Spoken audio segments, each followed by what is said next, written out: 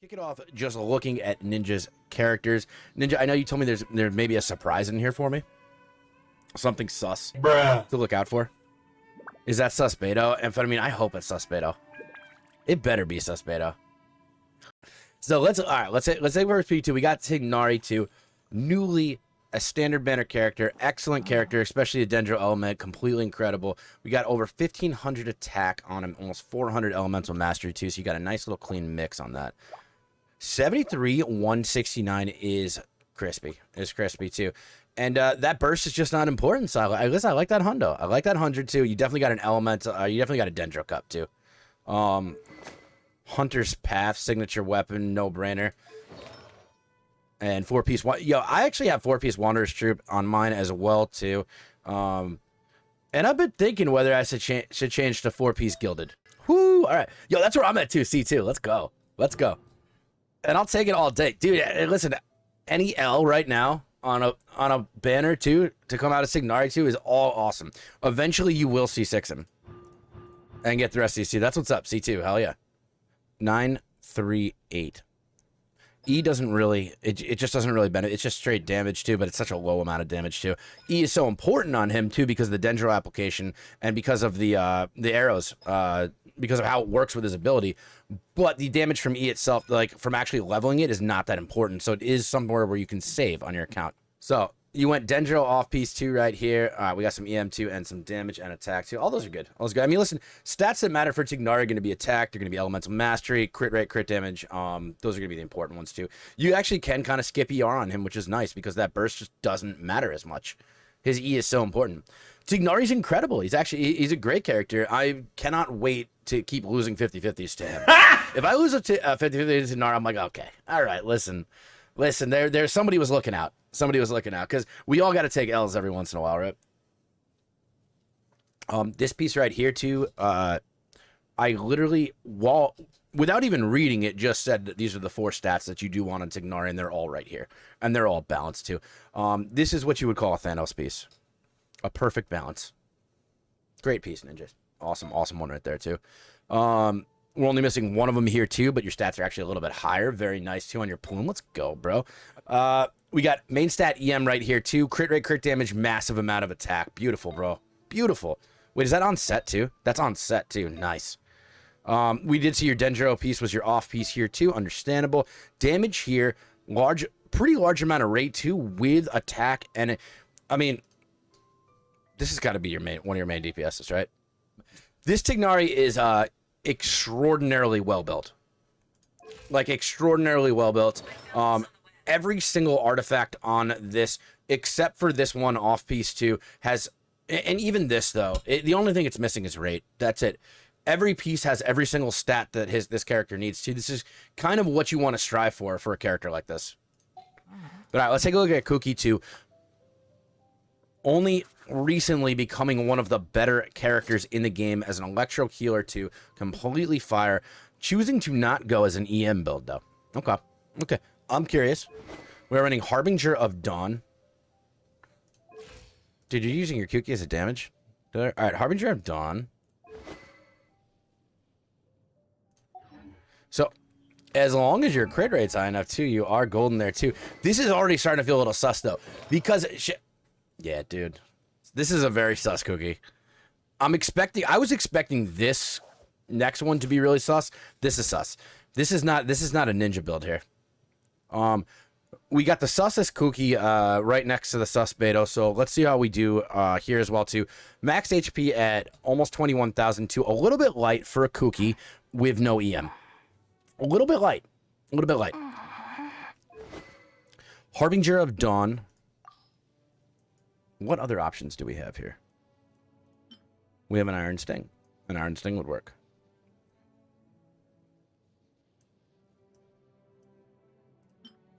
We don't need that.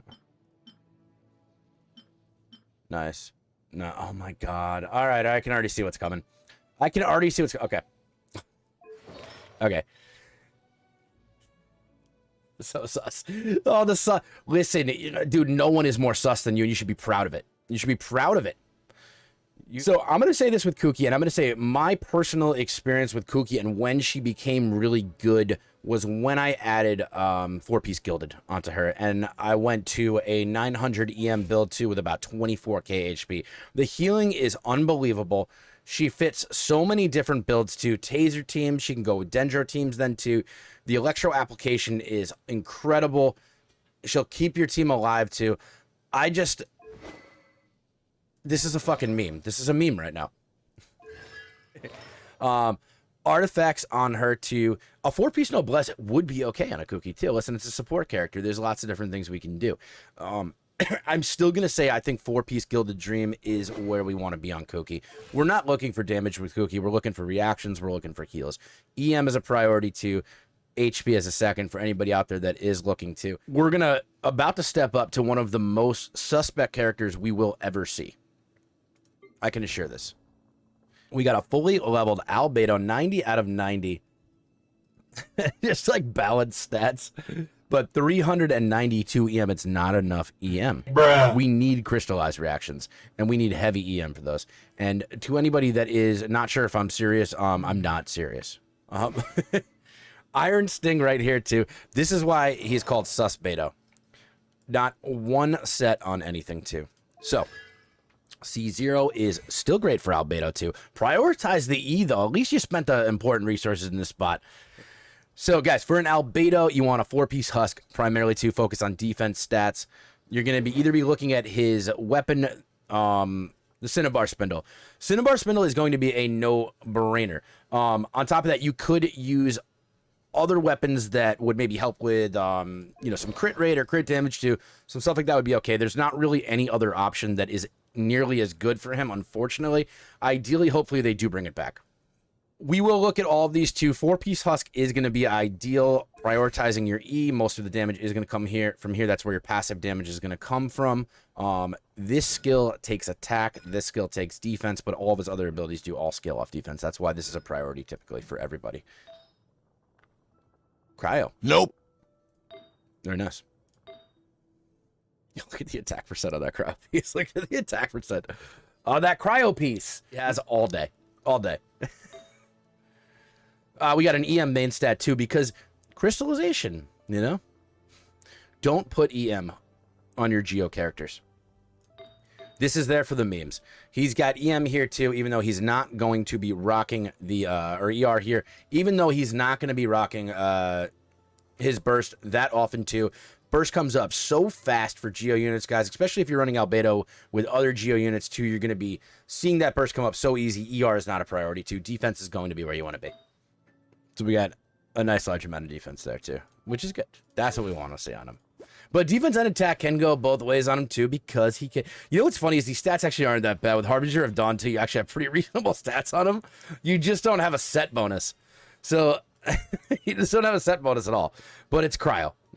So all right, let's go. The Sus Beidou, we are past. We've moved beyond that. So we got attack at over 2,000 there too. EM at 157, 38, 156. 105 and 53 electro damage too. What weapon are we running? King Squire. Does this add more rate, or do you just not have any kind of rate accumulation here? Normal build, yeah.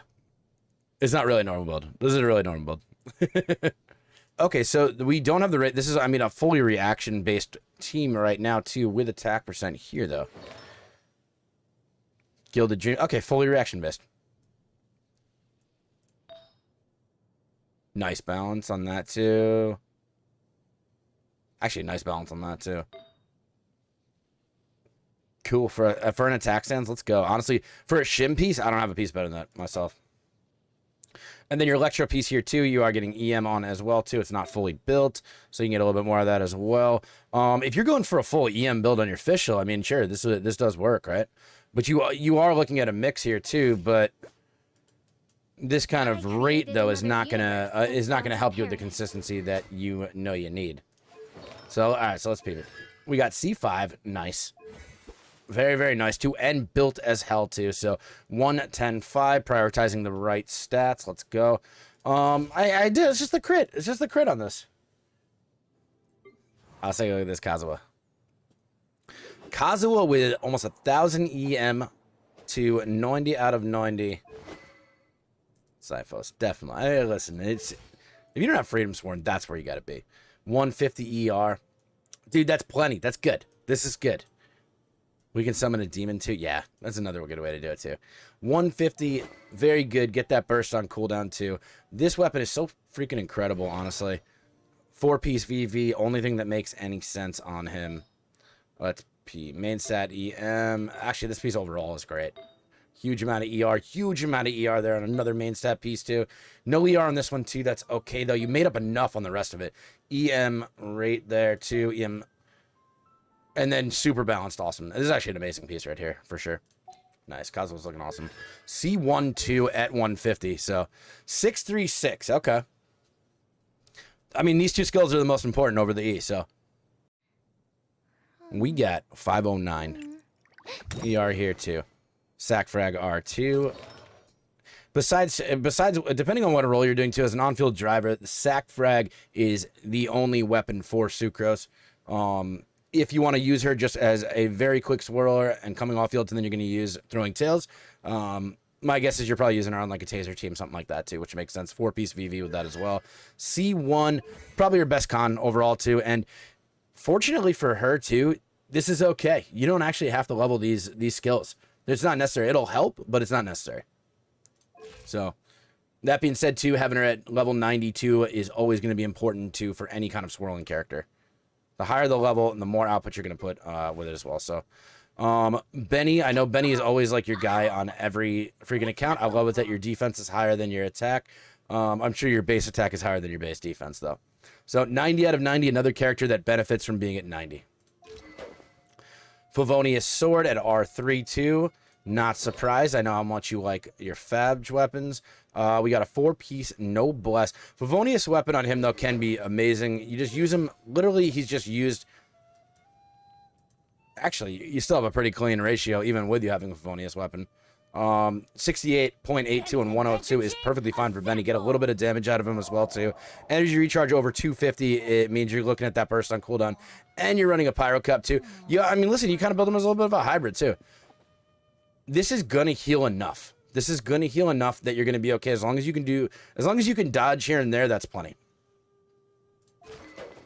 Fab's going to pump so many particles for your team, too. It's absolutely incredible. You don't even have all of your stats built here either. Just on one piece is what you're missing. You got a C3, too, and then talents are 5, 10, 9. Nice. Nice, dude. So I'm going to start moving through a little bit quicker on some of the characters. Sino isn't even fully stacked right now, too, because you are missing an artifact on him. So let's see. 70, missing an artifact. We're still 7182. ER at 117. And we must have an attack gob on, too. But that's light, too, for having an attack gob. So let's take a look. Staff Scarlet Sands. Beautiful onset piece.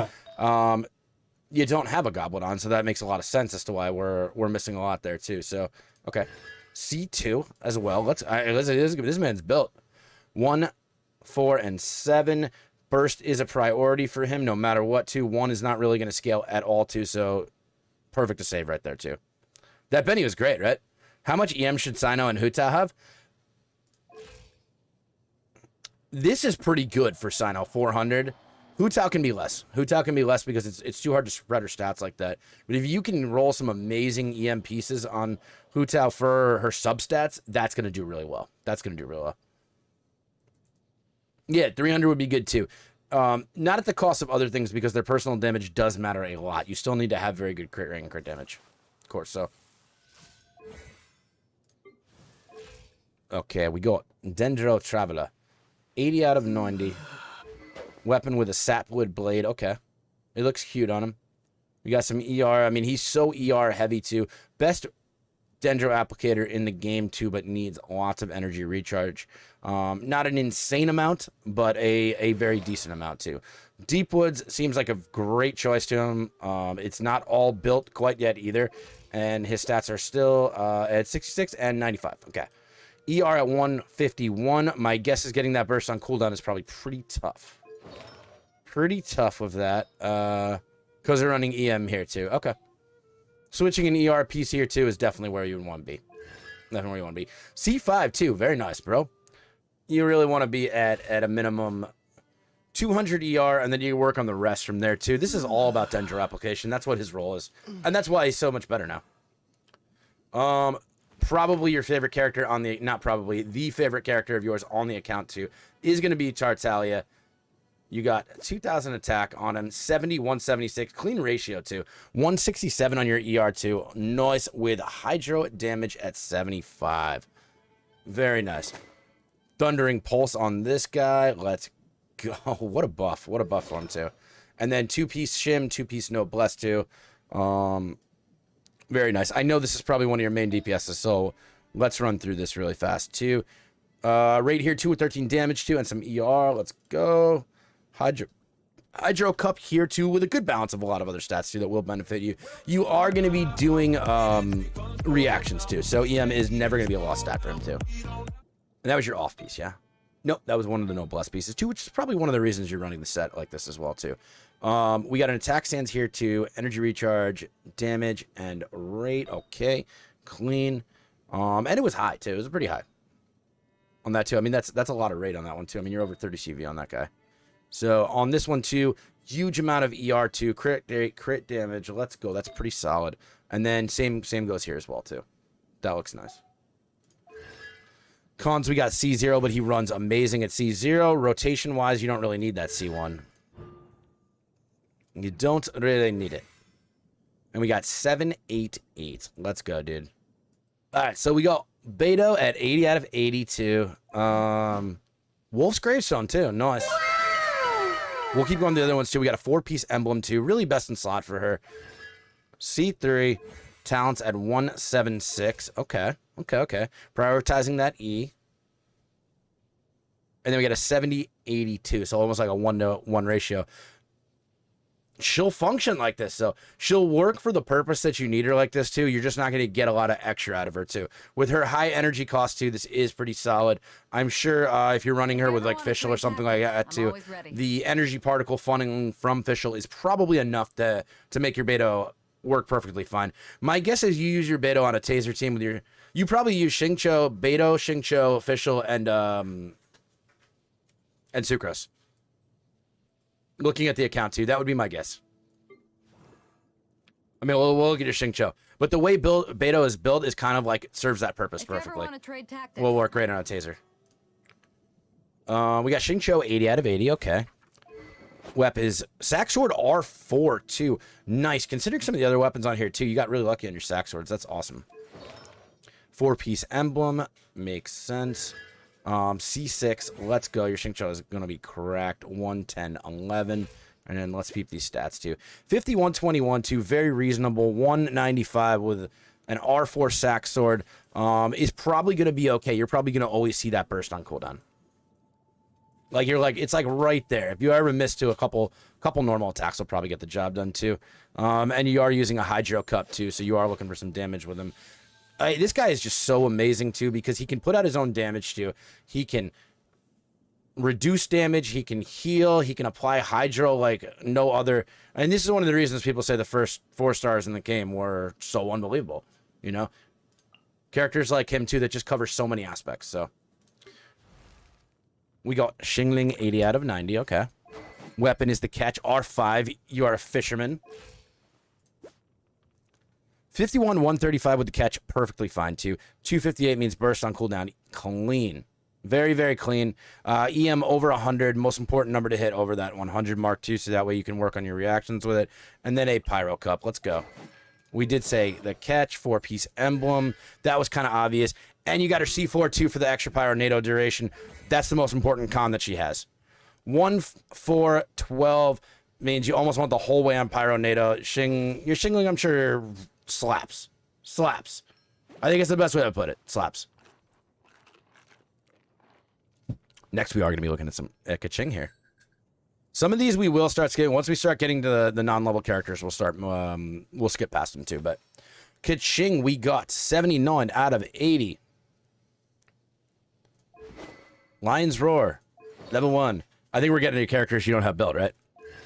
Con C1, 2, Talents 3, 5, 3. A lot of people will still play Keqing, though, especially now with Dendro reactions. Keqing is kind of changed a lot, become far, far better. Far better. You know? Let's take a quick, let's peep through. Let's peep through really quick. No, he's kind of built. He's kind of built. Right? 47.8 and 165 right there, dude. When you get Rosaria, he's fully instantly be built. Nice, dude.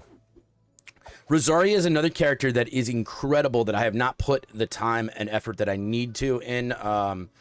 She's a 4-star character, similar to Kai, that can do be absolutely amazing too. You did get Farazan too. We're just gonna take a quick glance through some of these too. You built the characters to have enough for multiple teams too. This offends me in every way imaginable. This is like me not having child built on my account, bro. That's how that makes me feel. This hurts my feelings. Jesse, his was something totally different though. It was totally different. Pretty good, pretty good. You still say your child is better solely because he doesn't exist. What if he did? He would be incredible, right?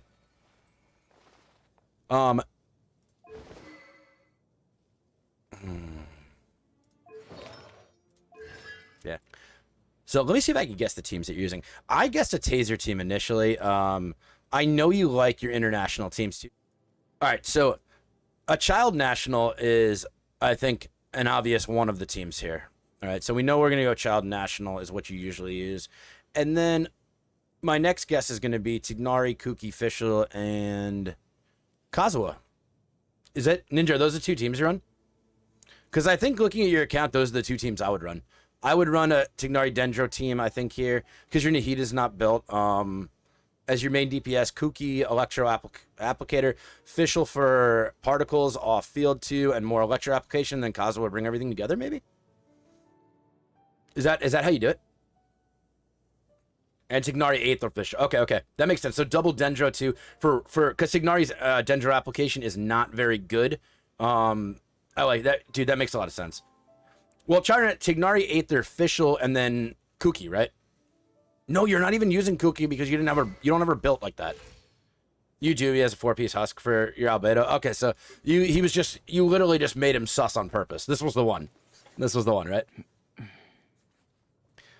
Okay, so this is the team you run, and then you're running Child National too. So you're running Child, Kazuha, Bennett, and Xiangling. Those are two powerhouse teams. Okay, let's look at your weapons, bro. Let's take a look at your weapons. All right. You don't have a ton, but you have very, very key weapons for important characters, and it's spread so well, honestly. One of your main DPSs too, you got a signature weapon too. This on Child, incredible too. I know for this for Sino too, you went in on him too, and now you're not using him. Still, you could move it to your Xiangling though if you ended up getting the right pieces for it, but it would probably take a bunch of farming. And she's probably better with the catch for now, which is, I'm sure, the reason you don't have it on her. Elegy, I'm sure you'll find a place for this. And you'll build it when the time comes, right? Because it is a great weapon too. Wolf's Gravestone being on your Beidou makes sense. You're not running your Beidou very regularly. You do have Skyward Harp as a backup too, for a lot of bow characters. Your Fischl is running here too to add more EM. You're running the King Squire, so that way you can add. This adds more EM to your whole team, right? Which is one thing that makes these weapons really cool. I mean, you got a fully leveled Stringless as well too, ready to go. R2 sack frags here too. I'm sure as you get more, you'll keep refining that. R5. 1 here too. That's what I have on Carter's account. It's just 1, and that's all I need. It works amazing, even as is. Fireball. I actually do think that this can be best in slot, but it takes very extreme. I can do more damage on my account, but I also have that R3 than I can with the catch. But I have to use certain artifacts to make it work. So the catch is going to be like 90% of the time probably your best in slot option for your Xiangling, because it'll also allow you to not have to like really min-max your Xiangling. You have to have the right stuff to be able to run Staff of Scarlet Sands on your Xiangling. So right here, another one too that's going to offer more EM. Let's go.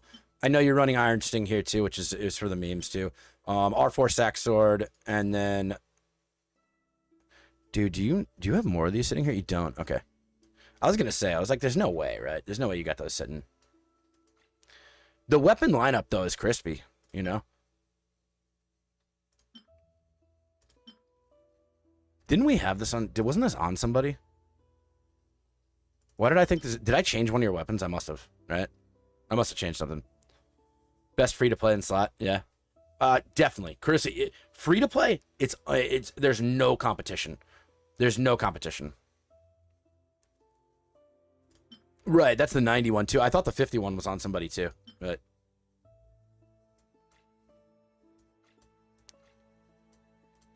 You know what's funny, though, is that this account may be limited. Ninja may have some meme builds on it, too, at the moment, too.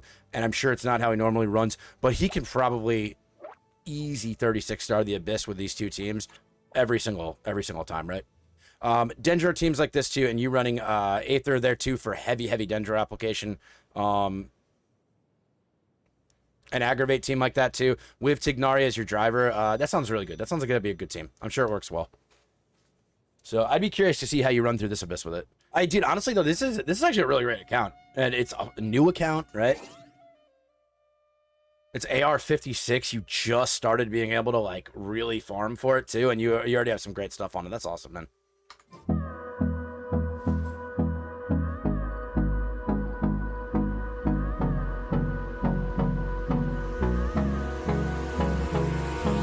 Hold me close till I get up. Time